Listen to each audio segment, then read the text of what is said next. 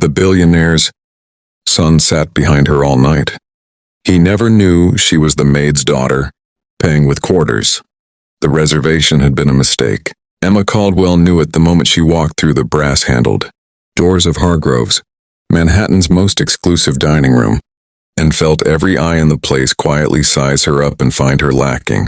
The chandeliers overhead blazed like small suns, dozens of them, dripping with crystal, throwing warm gold light across a room full of people who belonged there completely. The tablecloths were whiter than anything she owned. A waiter in a steel gray suit glided past carrying something that smelled like heaven, and probably cost more than her weekly paycheck. She smoothed the front of her green-ribbed sweater, the nicest thing she had, the thing she saved for job interviews and her mother's birthday dinners, and reminded herself to breathe. The blind date had been her coworker Priya's idea. "It's only $4, Priya had said. Waving her hand like that settled everything. Some new app.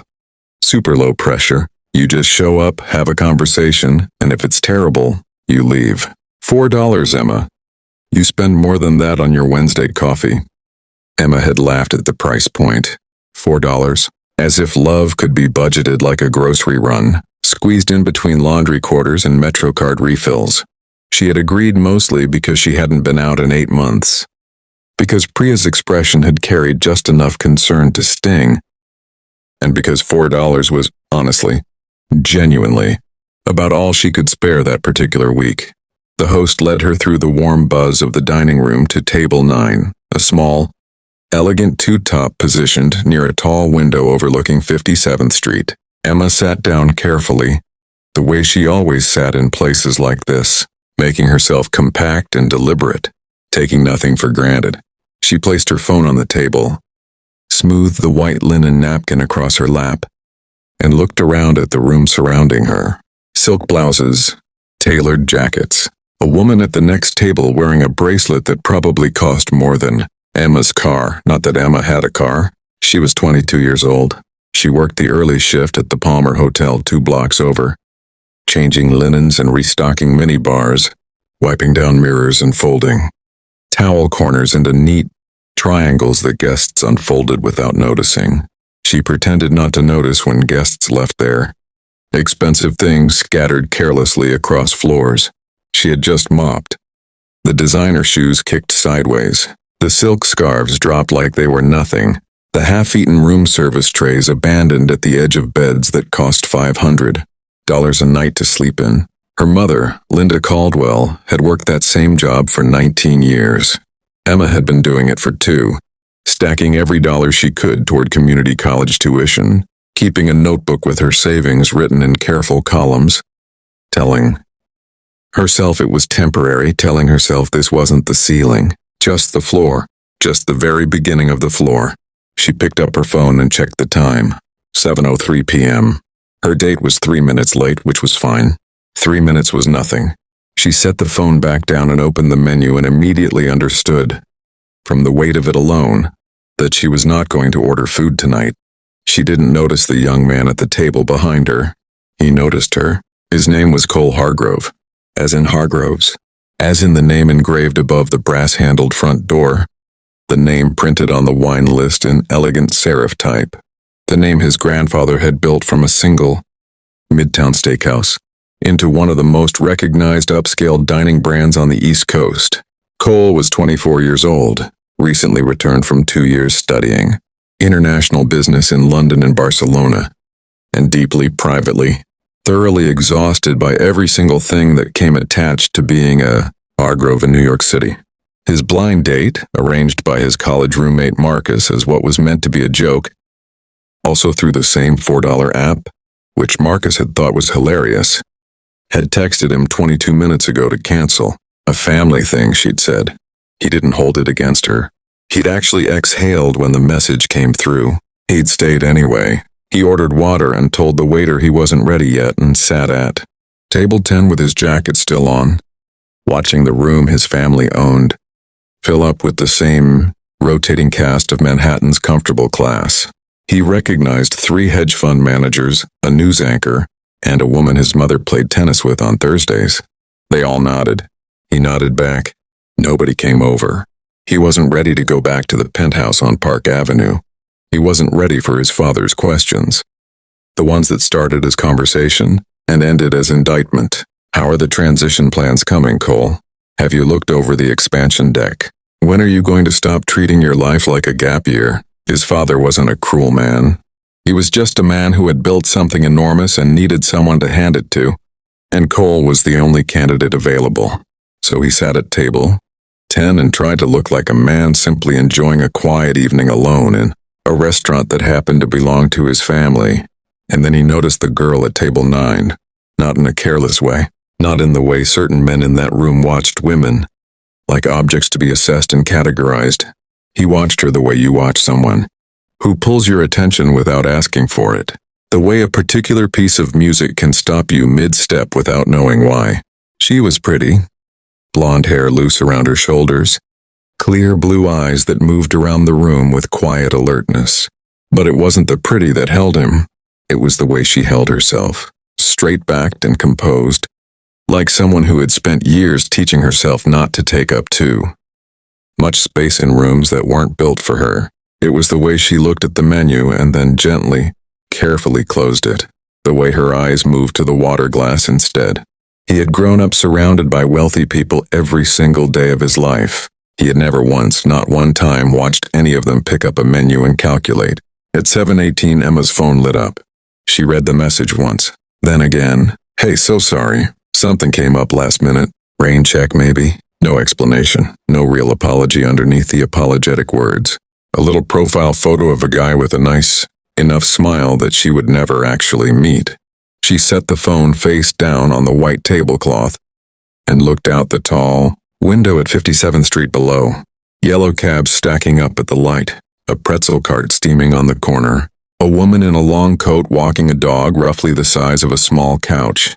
Both of them looking equally unbothered by the cold. Completely ordinary. Completely indifferent to the fact that Emma Caldwell had just been stood up in the fanciest room she had ever sat in. Wearing her best sweater, having spent $4 she couldn't entirely spare. She thought about leaving. She ran the math on the Uber home, decided against it. Thought about the subway and the wait on the platform in the October air. She thought about Priya's face tomorrow. That particular expression. The one that wanted to be sympathetic, without being pitying, and never quite managed either.